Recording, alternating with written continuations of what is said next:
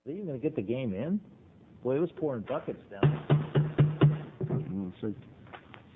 Good evening. I'd like to convene tonight's September 15, 2005 regular planning board meeting. First item on the agenda is approval of the minutes. And do I have a motion for August 18, 2005 meeting? Second. Moved and seconded. All those questions, comments, changes? Seeing none, all those in favor? Aye. Aye. Any opposed? Chair votes aye. Moving on to public hearings. Abstain. Thank you. Public hearings. IA, application of Form Development LLC, owner for property located off Ann Avenue, Beachstone Apartments, wherein a conditional use permit is requested as allowed in Article 6, Section 10, 608D of the zoning ordinance to allow the construction of a 23-foot by 54-foot pole barn to be used for salt and sand storage within an inland wetlands protection district. Said property shown on Assessor Plan 287 is Lot 1-A and lies within a garden apartment and mobile home district. Would like to address this evening. Mr. Chairman, I'll be recusing myself from this application. Thank you, Mr. Ritchie. My name is Andy Albertson, Form Development. Good evening, ladies and gentlemen. We presently have a decrepit building which is used for lumber storage and salt and sand mixture, as well as a fenced-in dumpster enclosure, and we have recently demolished our raw salt shed for safety reasons, and the salt is presently being stored outside. We are proposing to move these three items onto what is the former basketball court, an existing paved area, which will include an overhang which will cover the dumpster. Several benefits. One, all of the salt and sand materials will be considerably better protected from leaching into the environment. We are actually moving the entire arrangement probably 60 to 70 feet further away from the wetland. The roof overhang that will be covering the dumpster will prevent the dumpster from being rained on and further leaching out, trash materials into the environment. As I said before, it's proposed on the existing basketball court, which is already impervious, so there'll be actually a net decrease of impervious materials on the site, as well as I said, moving this entire complex further away from the existing wetland. This entire area is within the wetland buffer zone. I'll be happy to answer any questions. Any questions for the applicant at this time? Mr. Coker. Thank you. A number of questions. It's proposed that this will be a pole barn covering the salt. Is that correct? A pole barn just means that rather than on a full foundation, that holes are bored and the posts that support the pole barn are poured in concrete, and then the structure is built around and above these posts. Okay. Will it be an enclosed building? Yes. Totally. It will be enclosed with the exception of the side and the rear of the dumpster area will be fenced in with cyclone fencing for ventilation purposes. The balance of the building will be, roofed and sided on all sides, as well as between the dumpster location and the other. So in other words, the salt and sand storage is completely enclosed within a building. Okay. Is it your representation that rain will not be able to get into this building? That's correct. Okay. And just in case it does, where does the water flow now off the basketball court? Off the basketball court, I would say, I think predominantly it flows towards the south, which would be in the lower part of your drawing, onto what we call the baseball field area, which is immediately south of this drive that's represented on the plan. Okay. Thank you. Yeah. Any other questions? No. Just one on the dumpster itself. So that's completely enclosed in, and is that also allowed to? You have room in there for recycles as well? No, we presently have a recycling area. This is the dumpster that is used for objects that cannot go in our compactor and recycling center. This is the old mattresses, the broken chairs, construction debris. This is a solid waste dumpster that is used for whatever comes up either from the tenants or our own work on a site, and we pay to have that hauled off. We have an existing compactor that takes the household trash, as well as a long line of recycling bins and a separate cardboard dumpster in another area on the site. Okay, thank you. Any other questions? Seeing none, thank you very much. Anyone in the public like to speak to, for, or against this application at this time? Anyone in the public, to, for, or against? Third time, seeing no one, I'm going to close the public hearing. What is your motion? What is your pleasure, board?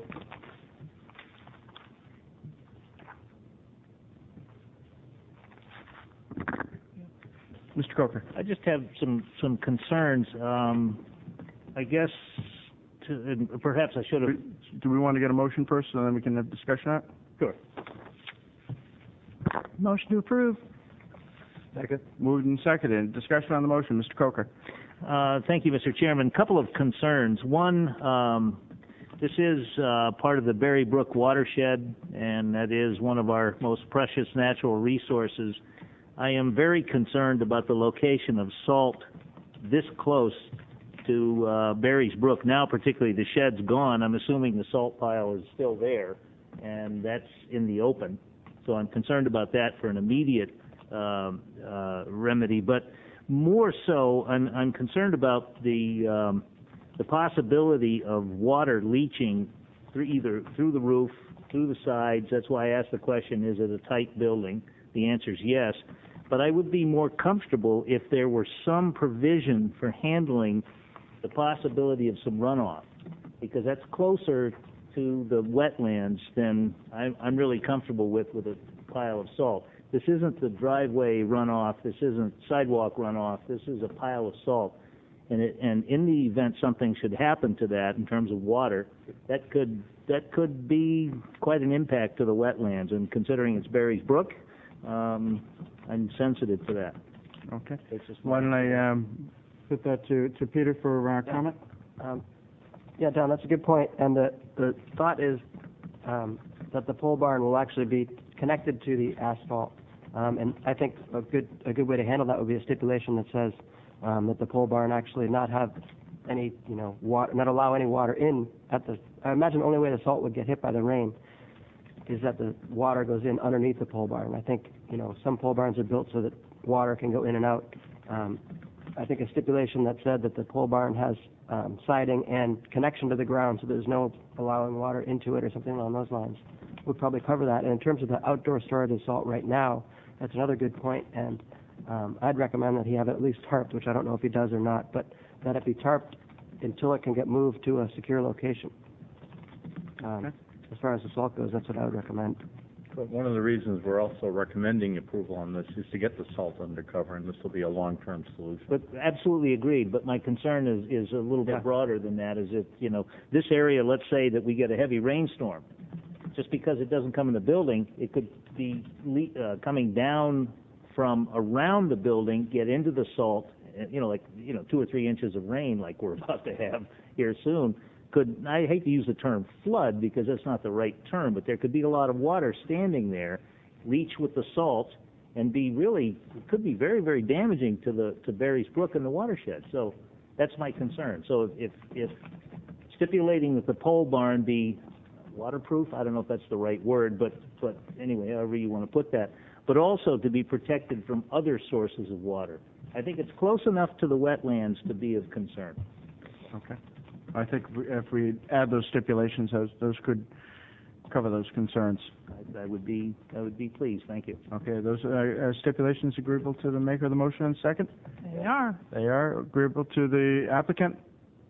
Yeah, if we get the wording on it, our proposal. It's basically just to be able to say that, one, that the salt that you currently have there, just get it tarped. I think it is, but we'll be happy to tarp it if it isn't, yeah. Okay, and the second one is that when the barn is built, it comes right down to the asphalt. The proposal is for a barn that has siding that goes right to the asphalt. And then, yes. Maybe you can even put some materials to make sure that just no waters are coming in underneath. Well, basically, the whole concept here is to get all these materials completely out of the weather. I mean, it's better for us as well. Remember, we pay for the salt, and if it gets wet, it disappears. So, Less yes. salt, yeah, exactly. So, yeah, we have no problem with that. Okay, thank you. All right. Thank you. Any other comments, questions? If not, I'm going to call the question. All those in favor? Aye. Any opposed? The chair votes aye. You're all set. Okay, we have no city council referrals tonight. Oh, excuse me, we do. Just, You don't get off that easily. jeez, the numbering's off. Okay, the request to review archaeological matters and historic sites in the city. Mr. Holden? Yes. Lucy has been working on this, and we've met with the city attorney. We've come up with a proposal on it. What we're going to propose is a pamphlet. We'll be bringing it to you at the next meeting that basically outlines all the resources at the state, local levels so that everybody can be informed. So with a little bit of time, we should be able to bring this to you at the October meeting for your consideration and hopeful referral onto the council. Okay. If you want, you could table this to your October meeting, or we'll just add it to the agenda at any rate. Okay. Is there a motion to table to our October meeting? So moved. Second. Moved and seconded. All those in favor? Aye. Opposed? Chair votes aye. Do you want to take up the next matter, or would you want to table that to the end of the meeting, and we can just kind of move things along, or do you want to take over now? Whatever your choice is, Mr. Chairman. I appreciate the continued test here with this. Moving on to item B on City Council referrals and requests. A request from Kenneth and Deborah Smith for a license for land use beside and in back of their property located at 298 Myrtle Avenue. David? Yes, Mr. Chairman. This request was made a couple of meetings ago. We've been working on a review of it. We've conducted an on-site, and you have our memorandum in front of you. The only thing I would add is that there is an exhibit that is based on a tax map. Given the rural character of this area, the property lines are probably not quite shown as they would exactly be. More than likely, they actually follow the stone wall. We'll continue working on that.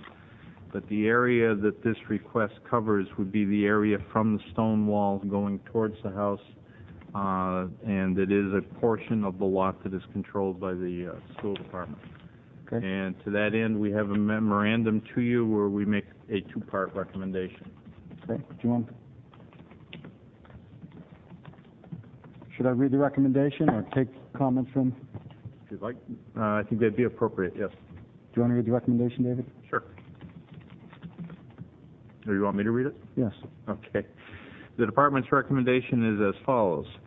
One, that the land be offered for sale subject to the following: that the sale of the land encumbered by the stone wall only shall be approved by the school board, that the city assessor shall determine the fair market value of the subject land area, that the applicant shall bear the cost of preparing the necessary subdivision plat and associated documentation, and that the city council shall approve the request.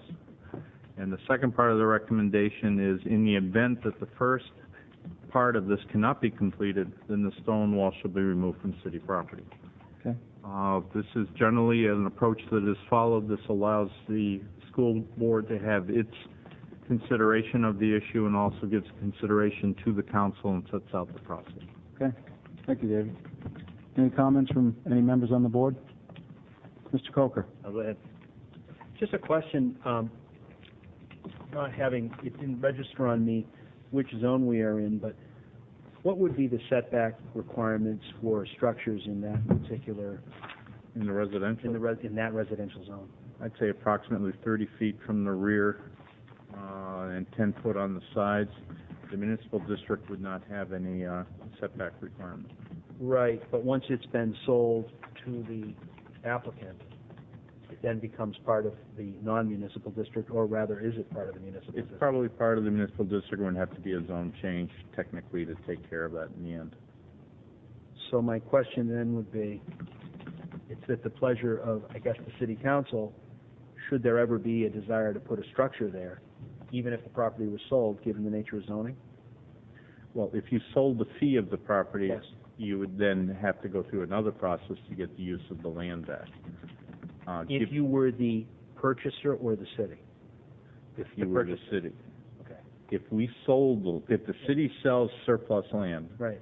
which is what this is assuming would be found by the school department and everyone else, then if we needed it in the future, we would need to acquire it. But given its location along the rear lot line, that's... Yes, no, that's not my question.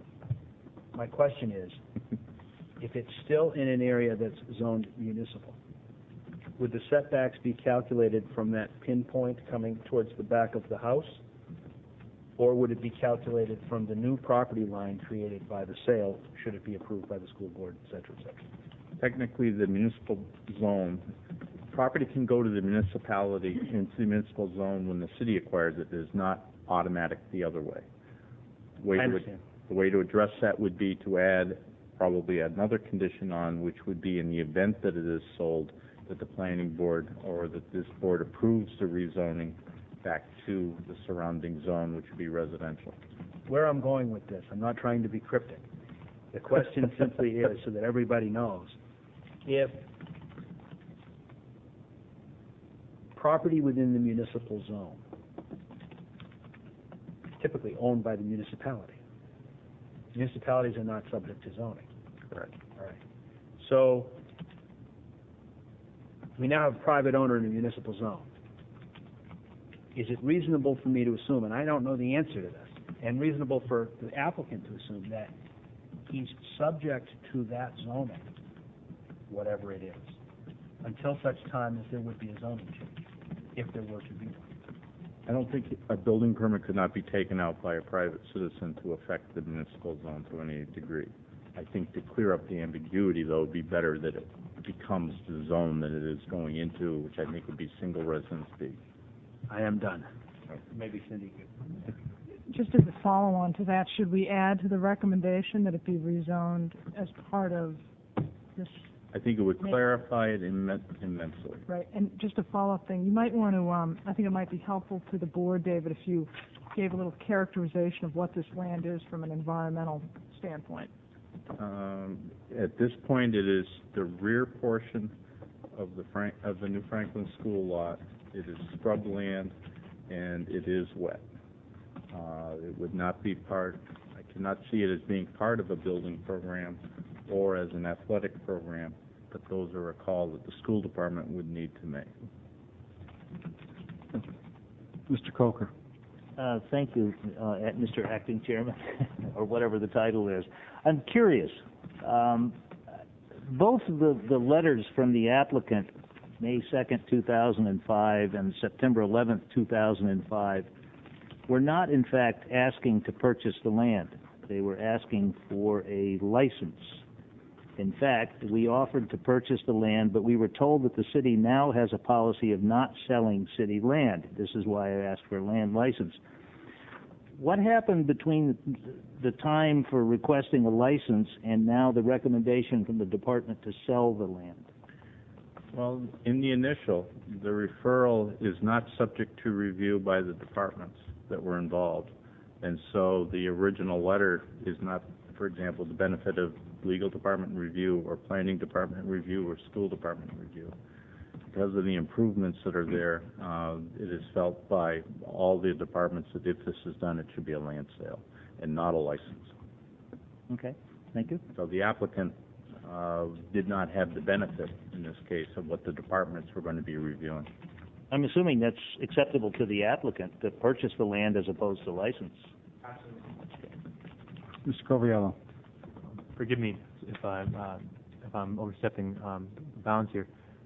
I know that when schools want to expand or they need to renovate, when they want to get funds from the state, they need to meet a certain land area requirement, and that's one of the things we're talking about with the junior high school, is that it doesn't meet the land area requirements that they want to move.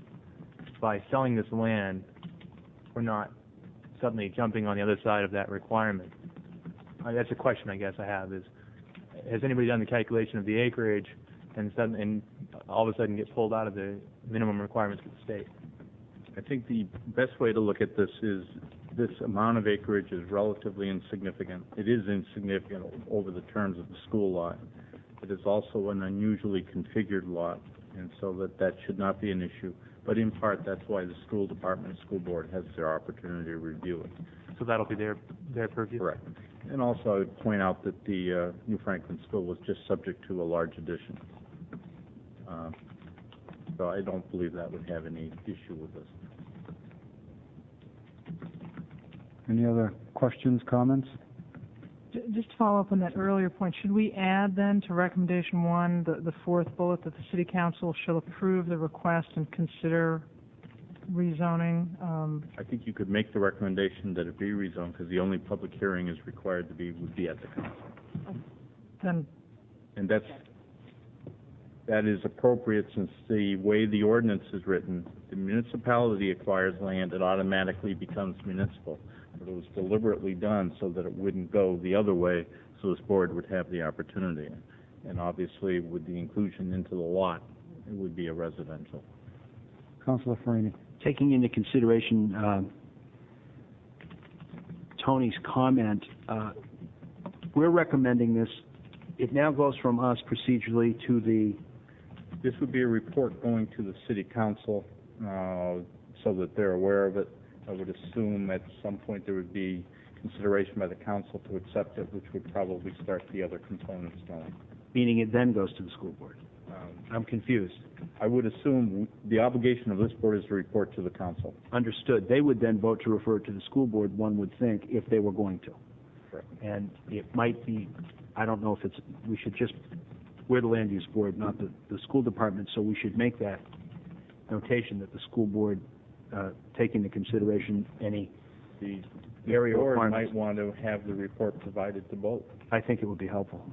That makes sense. Any other questions? David, would it be appropriate to ask for a vote at this point? We're looking for a recommendation on this report, and what you're basically doing is responding to a council referral. I think the two conditions that have been suggested are very appropriate. One, that it be rezoned to, if this goes through, that remnant be rezoned to the surrounding parcel, which I believe is single residence B. And two, that the department's report conveying this board's action be provided to both the school board, or to perhaps the school superintendent and the city manager. Well, if I may. Yes. I would just hope that the department's report would have done it would probably be appropriate for them to be able to have the educational calculations, get the appropriate information so that it's all done. Because the school board isn't a land use board, and that's not their area of expertise. So I would think someone would call the school department and say, hey, what are the requirements for square footage, and I would assume that would be part of the report. Is that? It would probably be more their review, but we will certainly raise the question. As long as they have the variables available to them, Right. they can make their own determination, obviously. Right. But I'm not trying to suggest that they should, based on our recommendation, but they can't do it without the raw data. Correct. Mr. Coker. Mr. Chairman, I move to recommend to the City Council that the land be offered for sale subject to the stipulations as listed in the memo and the added stipulations of this evening. Second. I have a motion that's been moved and seconded. Any other questions or comments? Hearing none, all those in favor? Aye. Chair votes aye.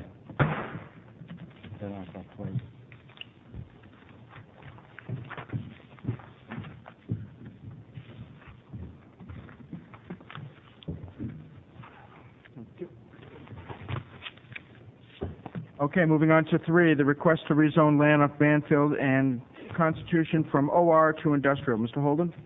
I'm waiting my file. While you're waiting for that, I'm just going to make a quick announcement that Saturday, September 24th, from 8 a.m. to noon is our Fall Hazardous Waste Day at the Recycling Center over on Peverly Hill Road. Just if want to start making notes for that it's going to be Saturday, September 24th, from 8 a.m. to noon for hazardous waste.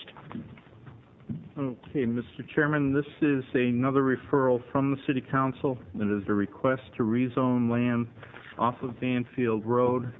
The applicant has prepared a zoning report which was provided to you just this week, and the department just received it. If you look at the memorandum, we provide you with two options. One is both of them would have the department prepare a review of this report for your October meeting. The real issue before you is whether you want to review our report and then consider whether or not to schedule a public meeting, which would place it in the November timeframe, or if you want to assume, and I would encourage the board to assume that the department would recommend a public meeting, perhaps try to combine it all in the October timeframe. The applicant has indicated that they are comfortable with either approach, so it's really up to the board as to which you would prefer. But if, Mr. Coker, I'm sorry, then Ms. Hayden. Somebody go ahead. Ms. Hayden.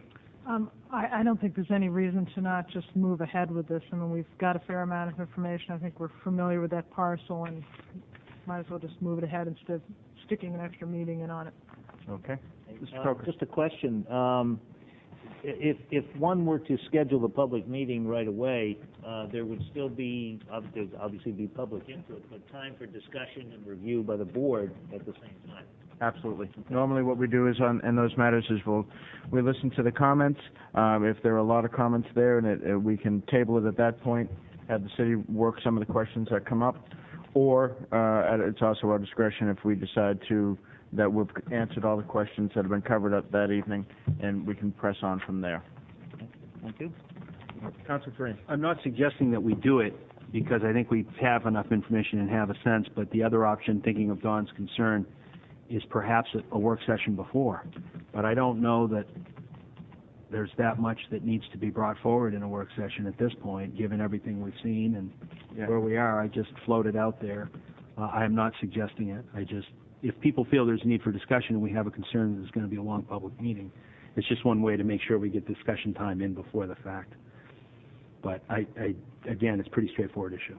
Of course, at that point too, we can table it. We can table or go into executive session. I do not feel the need for a work session on this. I've heard it a few times. Yeah. Okay. What is your pleasure, board? I would make a motion that we direct staff to prepare a report based on the received materials and schedule a public hearing on this request for October meeting. Public meeting? Public meeting. Sorry. Second. Moving second. Discussion on the motion? Seeing none, all those in favor? Aye. Aye. Any opposed? Chair votes aye. Okay, on to new business. A request for one-year extension for site review approval is granted in September 23, 2004 for property located at 2299 Lafayette Road. Said extension would run from September 23, 2005 to September 22, 2006. Mr. Holden. And board members may recall this is the area located approximately where Burger King is off of Route 1. It came into you for a subdivision and subsequent development. The project is progressing, but they'd like to maintain their option. This is the first request for an extension, so the department would recommend that it be granted as advertised. This is the first time through, Mr. Holden? Correct. Discussion? Or do I have a motion? So moved. Second. Moved and second. Discussion on the motion? Seeing none, all those in favor? Aye. Aye. Opposed? Chair votes aye. Moving on to B, the request for a one-year extension for amended site review, which was granted on February 17, 2005 for property located at 235-245 Islington Street. Said extension would run from February 18, 2006 through February 17, 2007. Mr. Holden. This is the apartments that are located roughly across from the library on Islington Street. The reason it's in early is it also had some Board of Adjustment consideration, so that extension was granted, and the applicant thought he might just as well as also secure this one. And as much as it's the first one, we would also recommend that it be granted, and this would be the full year period since this board acted in February, whereas the Board of Adjustment was reviewing this roughly in September of last year. Okay. Do I hear a motion? Move to approve extension. Second. Moved and seconded. Discussion on the motion? Seeing none, all those in favor? Aye. Aye. Opposed? Chair votes aye. And that is it, folks. Do I have a motion for adjournment? No, you got one more there. He slipped it in on you. Let's see. Ha. Thank you. Sorry about that. Master plan update. Mr. Holden. Actually, Cindy Hayden, Deputy City Manager, brought us good news today, which is in front of you. It's the recently printed copy of the master plan. This reflects all the edits that this board authorized. We'll be getting more copies. While the copy is available on the internet or on the city's webpage, we now have the printed version. And I think we also have some more master plan related information. I'll defer to Cindy on this one to continue it. Right, and just so people know, we'll be getting both of these documents. We've bound it as two separate documents. One is the recommendations, the other is the inventory of existing conditions, so that if people interested in that document only want one or the other, they don't have to pay for both. If the public wants these documents, they will be available for sale at the Planning Department desk as of Monday at basically the cost of printing them. And again, it's still online. We will be distributing copies of the master plan to all the boards, council, conservation commission, et cetera, so everyone will have it. And it will Copy be to the public library as well? Yeah, and we'll have several copies at the library and several copies at the city clerk's office and the planning department if you want to just look at them. And as you may recall, one of the most important recommendations and highest priority in the plan was to start the rewrite of the zoning ordinance and various other land use regs. We have a request for proposal to go out to a consultant for that service that is in draft form and will be heading out the door soon. As you may also recall, there's $100,000 set aside in the capital plan that will fund that project. So that's going to keep you very busy this fall. Do you have a sense of what's the return date of the RFPs? We haven't set an exact date yet, but we will. Okay. Soon. I believe you. And we'll get a copy of that RFP to you as soon as it makes it through its internal review. Yeah, the drafting of the master plan RFP was one thing. That's reasonably straightforward. The zoning is highly specific to the municipality. It takes a little more thought process. Right. Okay. Mr. Coker. I'm not sure I missed this or it wasn't said. Is this considered a final draft? The final, no draft to it. Take the draft out of Put it. this on my shelf. This is the plan that's... Don, don't put it on your shelf. I don't. Put it in front of you. That is true, and you can throw out all your other previous copies if you want. That's what I was draft. getting at. During the very first meeting of the study circle, I made a promise to all of those folks that they were there that evening, that this would not be a document that would sit on a shelf. Oh, I pull stuff off the shelf for reference all the time. I do have one other question. How'd they get this thing in there? So, moving on. Don, if we told you, we'd have to do something. There was a lot of information. There were 6 items for information that was in everyone's packets. Again, I do want to point out a couple of them. One is Hazardous Waste Day on the 24th. I know it seems like that one always slips past people. We do have some registration forms for the municipal law series that's in here. You have the memorandum regarding the wetlands work session for the PDA. Yes, and while we're on that, could we please get a show of hands right now on TV of board members that can make it on September 29th, and it's going to be where? That's at the PDA boardroom, and that's with the Newington Planning Board and Conservation Commission, our Conservation Commission, and this board as well. 7 o'clock at the PDA board. This has been something that this board's been looking forward to, and we've been working very hard to schedule it, so it'll be very appropriate for as many board members as possible and staff members to make it. September 29th is a what? Thursday, I believe. Thursday. Are we going to send out an email reminder on that? Please. Well, this is the potential regulations for Ps. It's their wetland inventory and then proposed setbacks from wetland areas.